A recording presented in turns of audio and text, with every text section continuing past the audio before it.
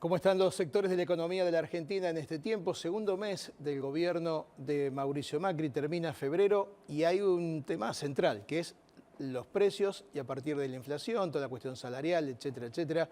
Una coyuntura difícil, no se esperaba quizás otra cosa, pero bueno, de qué manera se está llevando adelante este tiempo. Hoy será uno de los temas para debate industrial. Soy Néstor Esclausero y ya comenzamos a compartirlo.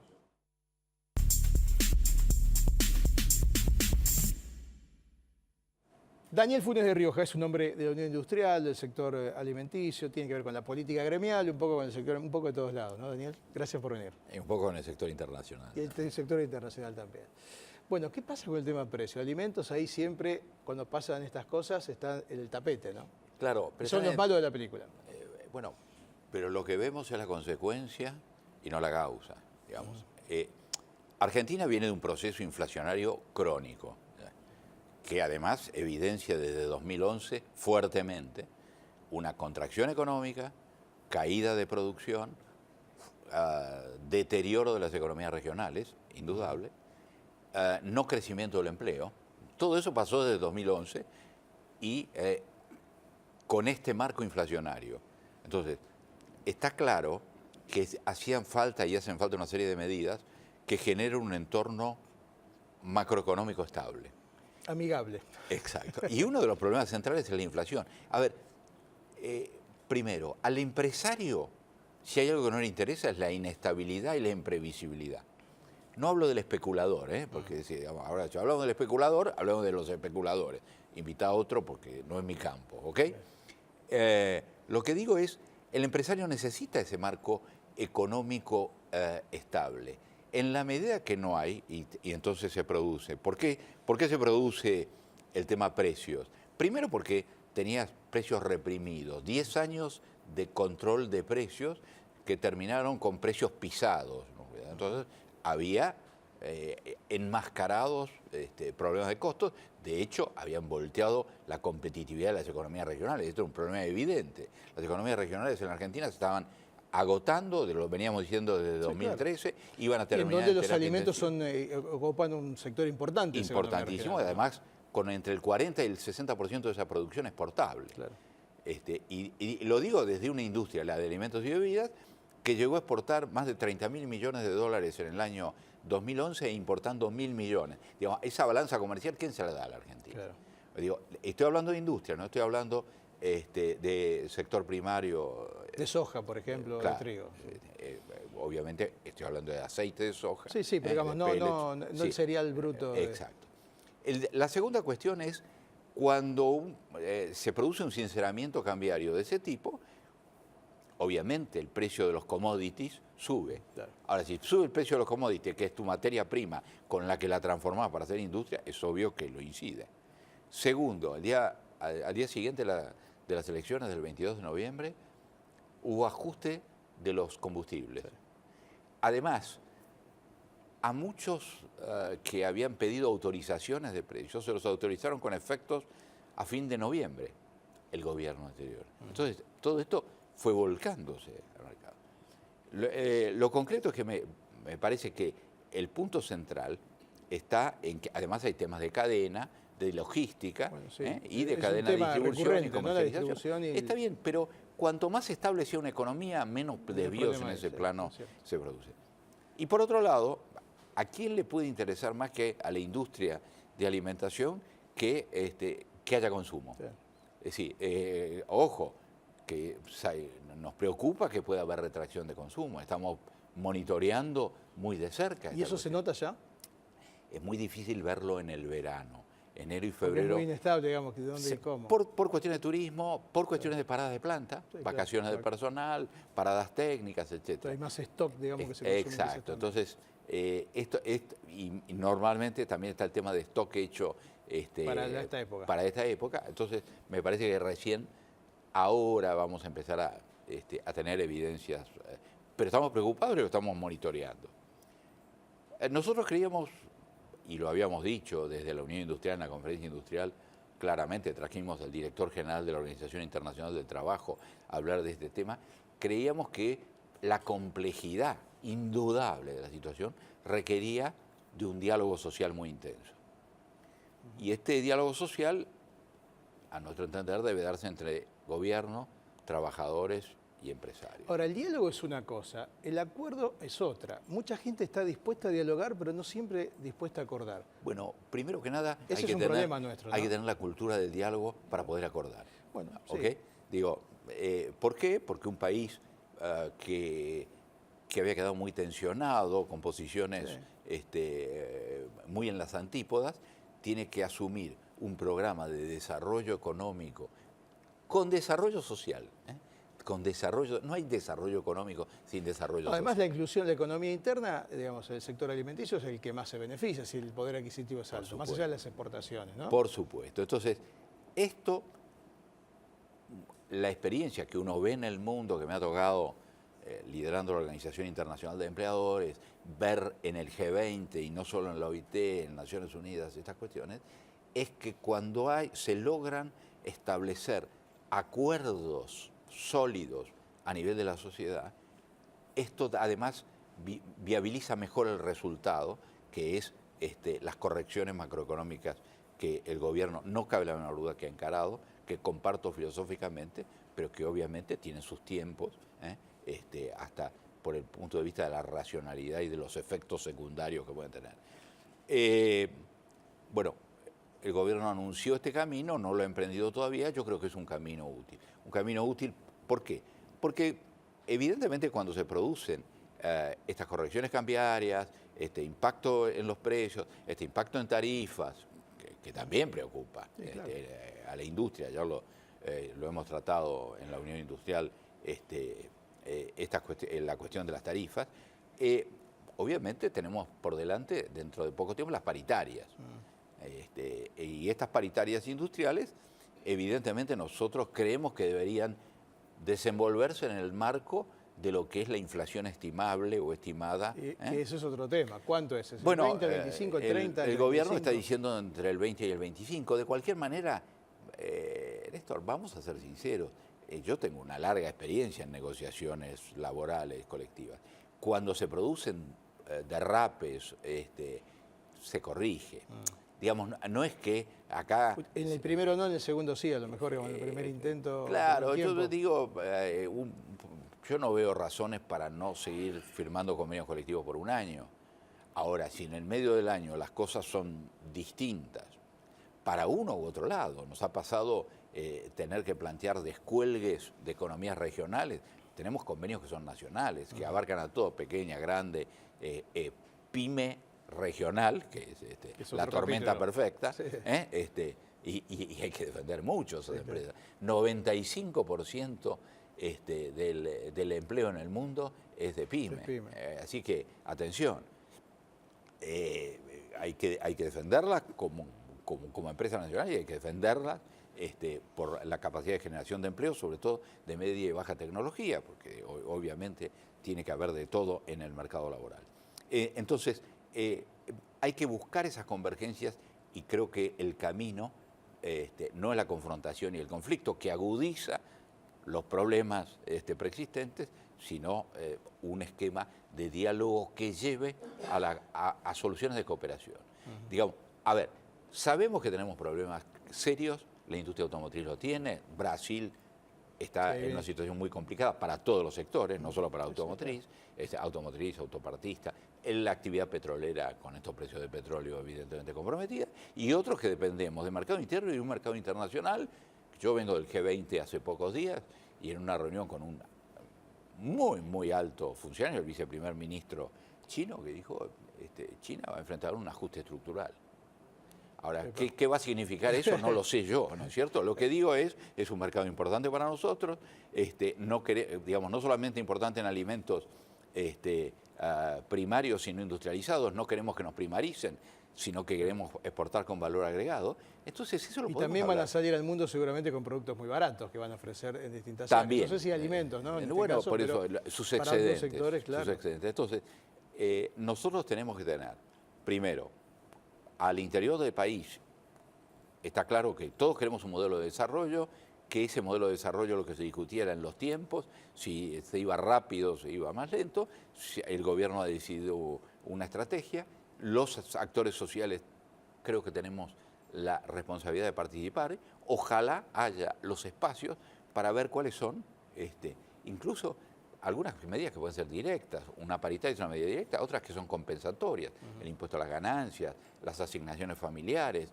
la deducción de IVA para los sectores de menores recursos. Creo que hay una combinación de medidas que se pueden analizar. Y por otro lado, nosotros queremos plantear, es decir, de la industria, desde Copal, claramente tenemos más del 40% de presión tributaria acumulada, nación, provincia, municipio. Cada alimento se lleva, el 40% se lo lleva al Estado. Digo, a ver, ¿dónde están los problemas de costo? La logística triplica el costo internacional de la logística.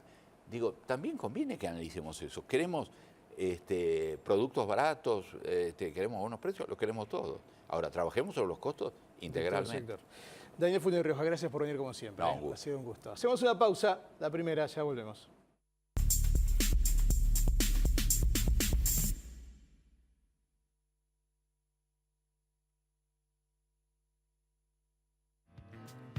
Para las próximas vacaciones, los hoteles Howard Johnson ofrecen promociones especiales. 0810-122-4656. 0810-122-4656. Howard Johnson makes you feel at home.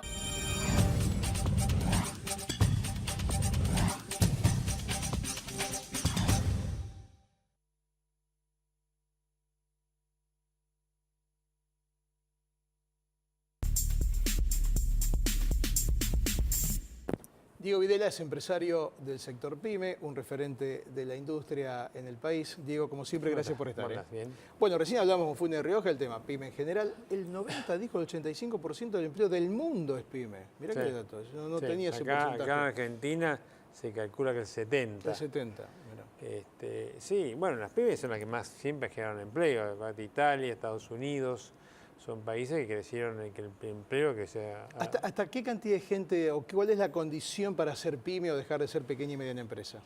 Mira, cambia mucho porque son por facturación, empleo. La micro, que es la importante, son 15 personas, ¿viste? Esa es la importante porque esa es la que... La inicial. ¿Viste? Porque el paso inicial a la pyme es el emprendedor. Después viene la pyme y eso en pyme de 10, 12 personas, ahí empieza. Ese es donde hay que trabajar muy fuerte. Y en ese sentido, en este contexto de la Argentina de hoy, la pyme, yo lo escuché el otro día y lo leí al subsecretario PYME, que tiene muy buenas intenciones. Él ve una manera de que la pyme hay que rebajarle impuestos, a la pyme, digamos, que no está en el circuito formal, la que está en el circuito formal está pagando, tratando, hay pymes exitosas, hay pymes que han encontrado algunas aplicaciones buenas, alguna vía buena para sus negocios y son pymes que funcionan, pero son un 3 o 4% de las casi 1.800.000 pymes que hay en Argentina. Entonces, vos para esa pyme necesitas rebaja de impuestos, rebaja de cargas laborales, una seguridad de la RT no te va a subir la cuota cada mes, porque en realidad cada vez la industria del juicio volvió en esto. Claro. Después de 10 años acá las cosas se repiten, las cosas malas en Argentina se vuelven a repetir cada 10 años.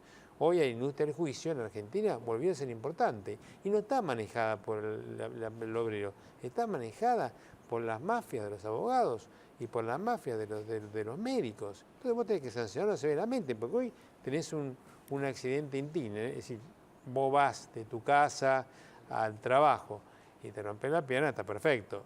Para vos te rompés jugando al fútbol el domingo, decís no, yo me rompí el lunes que ando en la fábrica, ¿y eso quién te lo prueba? Claro. ¿Y cómo es en otros países eso? Porque supongo que también debe estar ese derecho a decir, no creo que en Estados Unidos, por ejemplo, ¿no? La economía no, bueno, funciona distinto porque hay regímenes distintos. Cuando se quedó la RT acá en la Argentina, que hace 20 años no existían, se generó, se frenaron los juicios laborales que había en esa época. Había industria del juicio también. Porque una cosa es el accidente laboral, que obviamente el empresario tiene que pagarlo. Tiene que pagarlo, si está también internado. Esas son cosas que va de suyo que hay que hacerlo.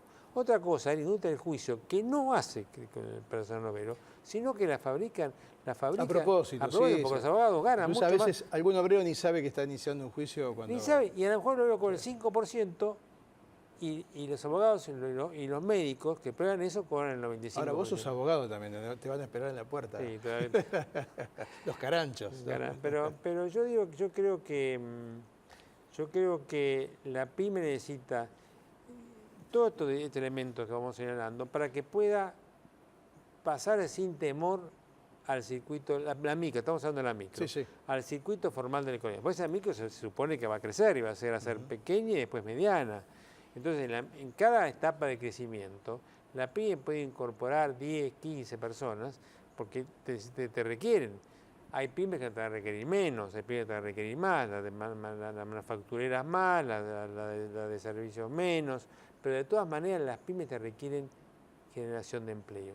Y yo creo que lo importante en Argentina hoy es la generación de empleo, es terminar con los subsidios, terminar con la cantidad inmensa de gente que ha trabajado en el Estado sin hacer nada, pero de incorporarla, capacitarla, porque no está capacitada, la del Estado, hay que capacitarla porque nunca tuvo, porque el Estado no se ocupó de capacitarla. En muchos países del mundo, la gente que trabaja en el Estado, sobre todo en el norte de Europa, son iguales de capaces de la gente que trabaja en el sector privado, iguales de eficientes y hacen la productividad. Entonces, si vos tenés gente eficiente que capacitás para trabajar en el Estado, después pueden pasar al sector Lo que pasa privado. es que a veces también el Estado se toma como siempre como un subsidio y a veces con sueldos altísimos o con cargos que ameritan que se trabaje a otro nivel profesional, como vos decís, no como el subsidio a aquel que no tiene algo, ¿no? Error garrafal, no capacitar al empleado estatal como se puede capacitar al que trabaja en empresas privadas, empresas de capital privado. Yo creo que es bueno que el Estado argentino tiene que achicarse. Es obvio, no puede ser un Estado. Yo creo en el Estado, obviamente soy desarrollista, creo en el Estado, pero no creo en el Estado gordo, fofo, creo en el Estado musculoso. Además, sobre todo si no da respuesta, ¿no? Porque vos, quizás de la cantidad de empleos en algún lugar, más allá de lo que pasó este último tiempo, vos podés decir, bueno, está bien si eso te significa que te dan respuesta. Si vas a hacer un reclamo y te atienden rápido, te tienen la solución pronta y no esperar un montón de tiempo para el caso de un trámite administrativo, por ejemplo. No. Ese tipo de cosas no lo vemos. El Estado no es eficiente ni siquiera en control. Ahí está el problema. Bueno, vos tenés que generar un Estado, como digo yo, muy ejecutivo, muy rápido, entonces que funcione de acuerdo a la actividad privada, que rija esto, y tenés que generar, como siempre decimos, tenés que generar, para la pyme fundamentalmente tenés que dejar la burocracia de lado, porque el pyme no puede tener burocracia. Por eso siempre hablamos de las agencias pymes. Yo creo que es buenísimo lo que propone su secretario pyme, que me parece correcto, que propone un poco en esta medida, achicar los gastos, bajarle la tasa, pero fundamentalmente el pyme también necesita asesoramiento y para eso la Secretaría de Industria, el Ministerio de la Producción, el Subsecretario PYME no tienen tiempo, porque ellos hacen la macro y la pyme necesita la micro. Vos tenés una agencia que te resuelva problemas, que no tengas que ir a la Inspección de Justicia, que no tengas que ir a la FIP. Porque además eso es tiempo, es gente, es trámite que para un pequeño, para una gran empresa a lo mejor, no digo que esté bien, pero tiene espalda para hacerlos. Para un pyme no. No, porque ese día que vos tenés que ir, esos días que tenés todos los trámites, que pueden ser 30, 40, 50, los perdés de trabajo. Claro. Y entonces ese día te costó un montón y tu pyme ese día perdió plata. Bien, estamos a la espera entonces de eso. ¿Vos crees que viene? Mira, yo creo que sí, yo creo que el gobierno, por primera vez, nos ponemos muy contentos porque el subsecretario PYME ha dicho que van en este tipo de línea, un poco más moderada, si me pedimos más. Por ejemplo, lugares especiales en los supermercados, lugares especiales que sean para las pymes, ¿viste? Que las pymes tengan ahí, que la gente pueda conocer el mundo pyme, que a lo mejor no lo conoce. Hoy en el supermercado ves el producto pyme con al lado de un producto... De una multinacional. De una multinacional. Claro. Entonces, la pyme argentina tiene que tener mejores espacios y eso tiene que ser... Por eso, mira, es muy bueno tener un Consejo Económico y Social, no para discutir paritarias, precios y salarios, sino para discutir todo tipo de cosas, cómo crece la pyme, cómo generamos trabajo, cómo generamos mejores condiciones de vida, como decía Funes Rioja, cómo agregamos asignaciones familiares, cómo le vamos dando al trabajador otras posibilidades más que las que tienen, no solamente salarios, sino otras más. Una beca para estudiar, una beca para que estudien sus hijos, un sinnúmero de adicionales que no sean puro salario, sino que contribuyan a eso para que puedan generarse puestos de trabajo donde la gente esté preparada para ejercer allá. Me parece que eso es bueno y esa debe ser la línea que me parece que el gobierno quiere tomar. Digo, como siempre, muchas gracias. No, muchas gracias a vos. Pausa, enseguida volvemos.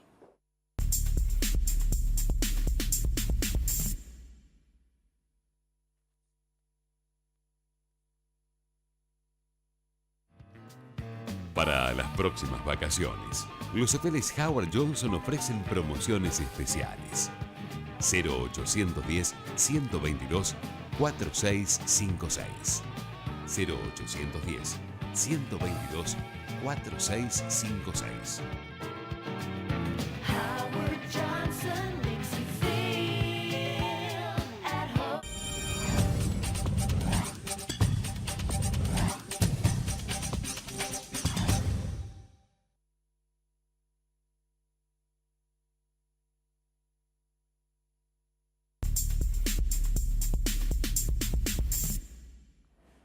Juan Antonio Lázara siempre nos acompaña, es el director de la Guía de Estudiantes. Estamos viendo allí la última edición de este año, salida aquí en febrero 2016-2017. Juan, como siempre, gracias. ¿Qué tal, Gracias Néstor? por ¿Cómo estar. estás?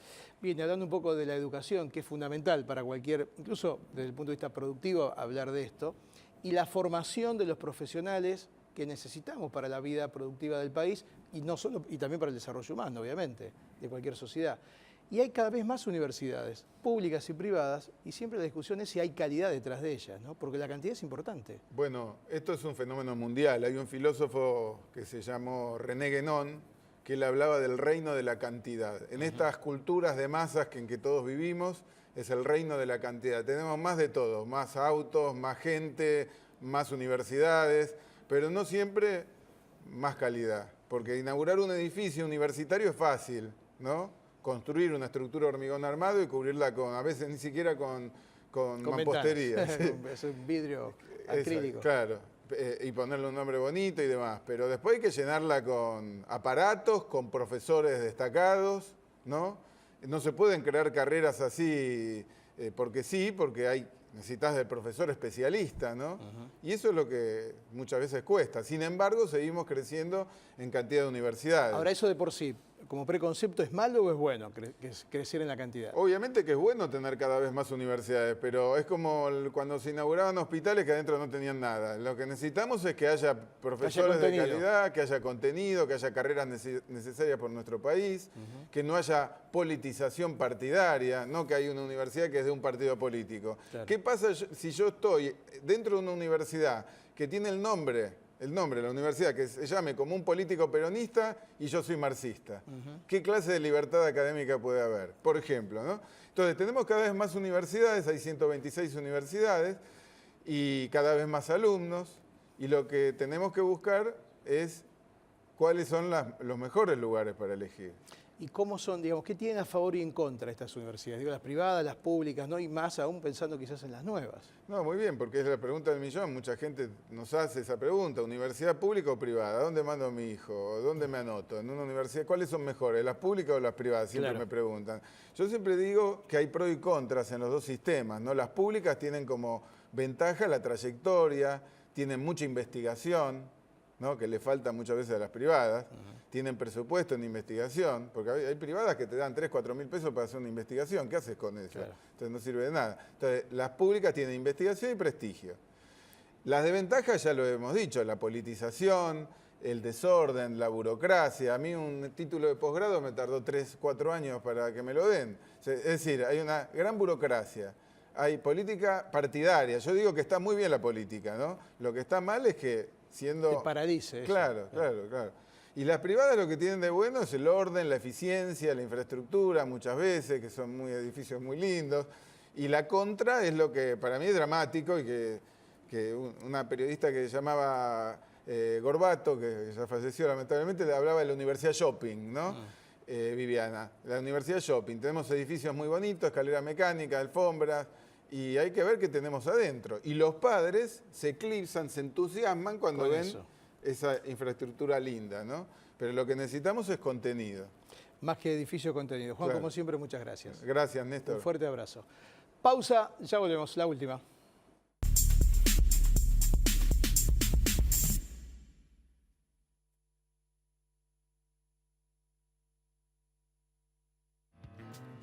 Para las próximas vacaciones, los hoteles Howard Johnson ofrecen promociones especiales.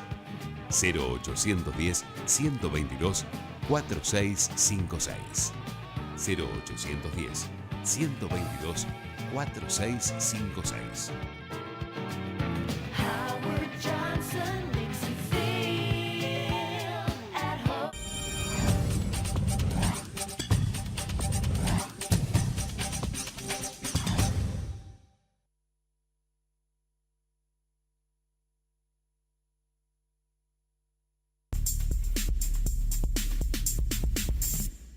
Con Juan Paulengo siempre damos un recorrido federal, las provincias, la información destacada. Juan, gracias por estar. No, el agradecido soy yo. Pasamos el inicio por algo muy cerquita, que es la provincia de Buenos Aires, ¿no? ¿Hay policías nuevos? ¿Es en Buenos Aires?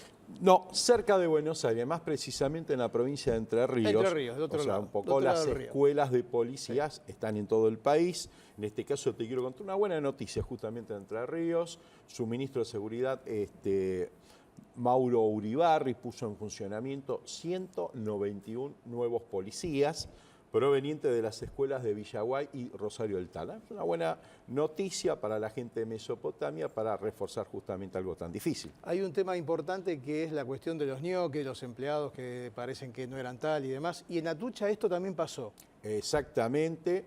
¿Eran de profesionales o eran ñoquis? Bueno, a ver, todavía el informe de la auditoría no está terminado. A todo esto se puso a través de un pedido, que estoy hablando de Osvaldo Cafaro, el intendente de Zárate, teniendo en cuenta que Atucha está ubicado en la localidad de Lima, partido de sí, Zárate. muy cerquita. 2.200 serían los trabajadores en el cual el intendente vecinalista Cafaro le pide al ministro de Energía Aranguren que justamente analice bien caso por caso y todavía no emita el decreto del despido de estos trabajadores. Bueno, hay que ver si no son ñoquis, ¿no? O gente que a lo mejor no tenía capacidad. Por eso yo creo que la auditoría va a Eso lo va a determinar de eso, determinar. quiénes trabajan y quiénes no. Bueno, y Salta quiere ser no solo más linda, sino también más verde. Claro, exactamente.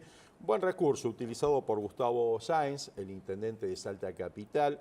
5.000 árboles van a ser plantados próximamente en el camino Juan Domingo Perón, donde esta ciudad intenta de esta manera apostar a la ecología. 5.000 árboles autóctonos en Salta. Recorrido por las provincias. Juan, como siempre, muchas gracias. Gracias. Llegamos al final del encuentro de hoy. Estaremos la próxima semana con más debate industrial. Gracias por elegirnos.